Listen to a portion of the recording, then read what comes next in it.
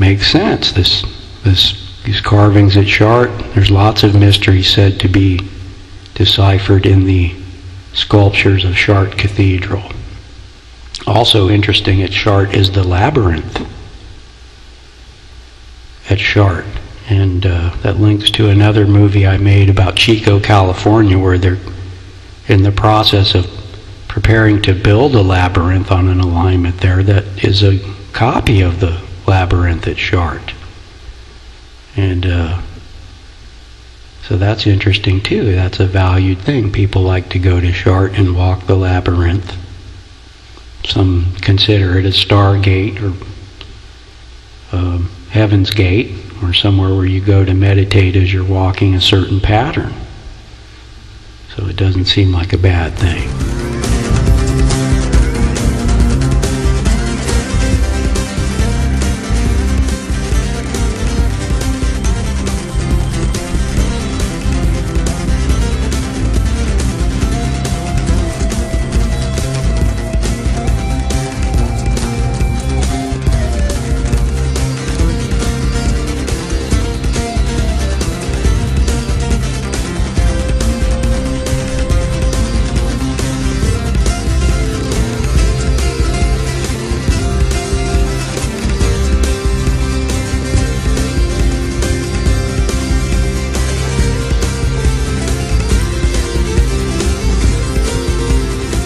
The legend of the Ark holds that the Queen of Sheba married King Solomon in Jerusalem, and they had a son, Melanik I. Prior to the destruction of King Solomon's temple, Melanik was eventually entrusted with the Ark of the Covenant and fled with it, first possibly to Petra, Jordan, then to Marib, Yemen, and finally to Axsum, Ethiopia. At this point in history, Yemen and Ethiopia, which are separated by the Red Sea, were part of the same empire, which was controlled by Melanik I.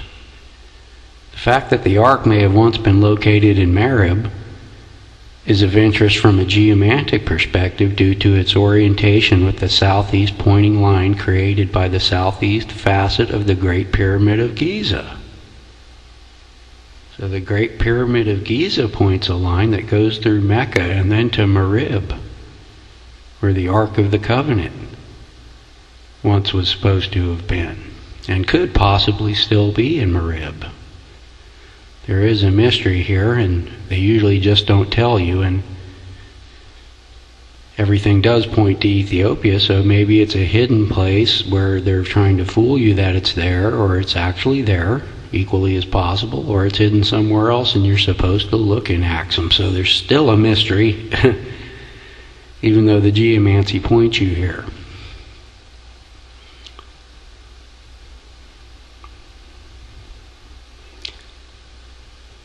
Today, the Ark is said to rest in the Church of Our Lady Mary of Zion in Axsum, which no one else is allowed in except the one priest who stays there for life. So no one can see it or go in the building where it is, the church where it is, Our Lady Mary of Zion. Okay, so what we'll do is go to the Dome of the Rock, and the south, the way the building points to the south, first passes over Petra, Jordan. The south trending line that would match both the east and west facet of the octagon at the Dome of the Rock then passes over Axsum, Ethiopia, where the Ark of the Covenant is supposed to be. Now this same line then proceeds to the south to intersect with the 133.6 degree bearing line that came from the Vatican's at Lalibela.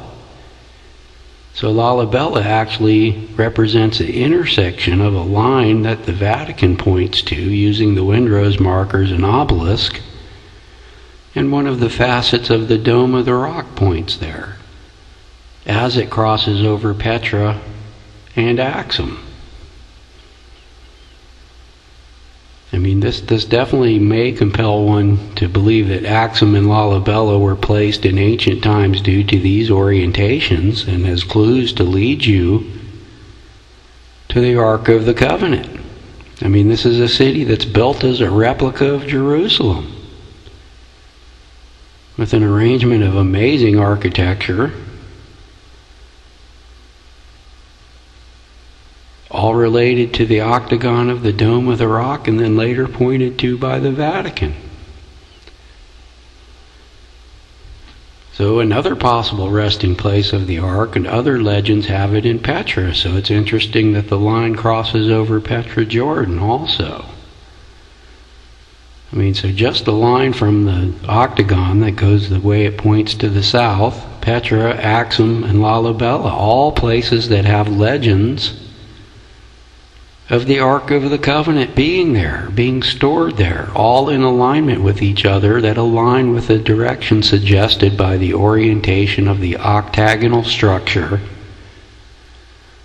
of the Dome of the Rock. And then remember, Merib, another supposed location, lines up with a facet of the Great Pyramid of Giza. So that's what's going on. The buildings are pointing you to places. I mean, an interesting side note that ties in with that is that the Queen of Sheba was said to practice a form of sun worship that resembled the monotheistic faith created by Pharaoh Akhenaten earlier in Egyptian history. And also she has this involvement with the Ark of the Covenant. So this is very interesting material that may be a mystery from the Bible. I mean, many of the directions inferred by the angles the pyramid points to point to places where people emulated their faith and architecture and everything else. So that's what we may be looking at with the Dome of the Rock also, and St. Peter's. So that's one of the themes that these more major geomantic hubs may represent that. I mean, here we have a geomantic system that reflects the odyssey of the Ark of the Covenant after the destruction of King Solomon's temple. They're telling you where it went, and there's a map, and the people that did it adhered to this. I mean, first the Ark, prior to the destruction of the temple, you would think they might hide it because of the approaching armies or the knowledge that they may lose. But maybe Menelik traveled to Petra with it first and waited to see the results of the siege of Jerusalem. And seeing that the defeat had occurred, he could just go southerly along the coast of Arabia, of the Arabian Peninsula, till he found his way to Merib, where his mother had already established a city years earlier. It was her home and capital. So he may not have been a stranger to Merib.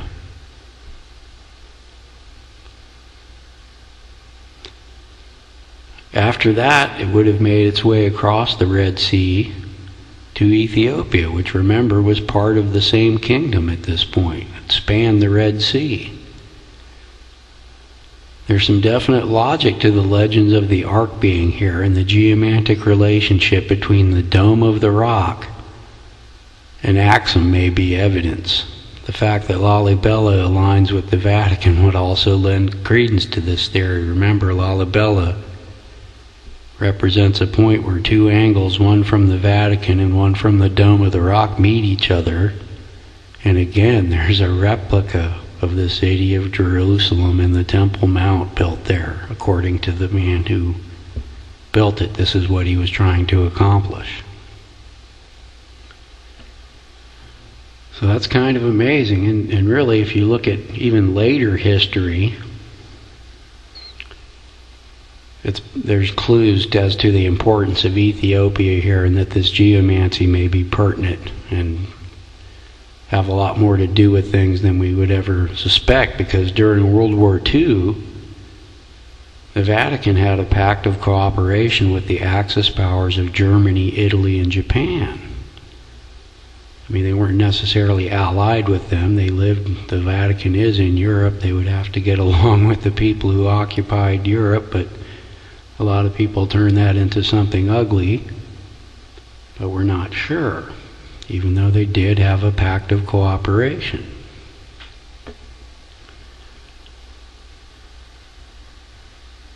during the war, one of the places that Italy chose to invade was, as a coincidence, Ethiopia. And this is where you connect the dots or read between the lines and see that it's entirely possible that they came to recover what they felt was the real lost Ark of the Covenant. The association between the so-called Axis powers and the Axis et Mundi of the Vatican may not be a coincidence, so that's an interesting connection in imagery there. It's possible that the Knights Templar did quest to Ethiopia in search of the lost Ark. This really makes sense when you look into the value it seems to have to other groups. I mean, there's legends of them in Ethiopia coming to Axsum and Lalibela that are very common and part of Ethiopian history and history of the Ethiopian Orthodox Church. And there are graves in Axsum that include inscribed Templar crosses that date to the 12th and 13th century. And in fact, that design is a common motif used in the Ethiopian Orthodox Church, and no one's sure whether it came from the Templars or they were already using it when the Templars came, but it seems like a strong chance. It's a definite interesting symbol that the Templars used and now is part of the Ethiopian Orthodox symbology. The tale of the marriage of the Queen of Sheba and King Solomon is included in the Old Testament. If the Templars were indeed in search of relics at the Temple Mount, they may have heard of or found evidence of the Ark's location in the lands once ruled by Melanik I, son of King Solomon. One can also imagine a quest such as this leading the order to hide their own secrets in such a manner, as I said before. So that's an interesting a view of really what Graham Hancock has a book called The Sign and the Seal that's about the lost Ark of the Covenant in Ethiopia, which I have not read completely.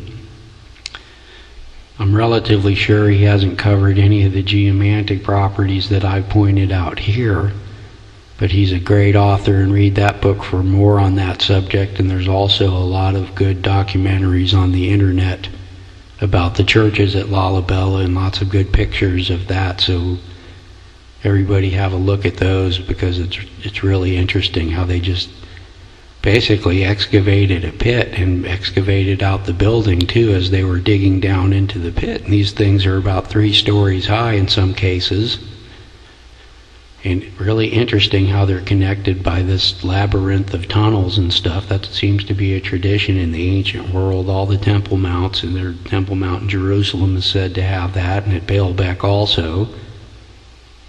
And all of the pyramid complexes in Egypt are said to have labyrinths hidden beneath them. So thanks a lot for joining me. That's going to about cover it for the Knights Templar in Ethiopia. And I know it sounds crazy at first, but there's a lot there. And even in the Bible it describes how the Ark may have been taken away. And there are hints that it was King Solomon's son or the Queen of Sheba that ended up with the Ark of the Covenant. So the Templars must have read this and maybe possibly not finding it at the Temple Mount, figured out the directional information they had, and headed to Lalibela in Axsum to look for the lost Ark of the Covenant. Alright, thanks for joining me here on Geomantic Information Systems, Grail Quest Radio. I guess I should pick one name or another. But thanks for joining me. Everybody have a great evening out there. Take care.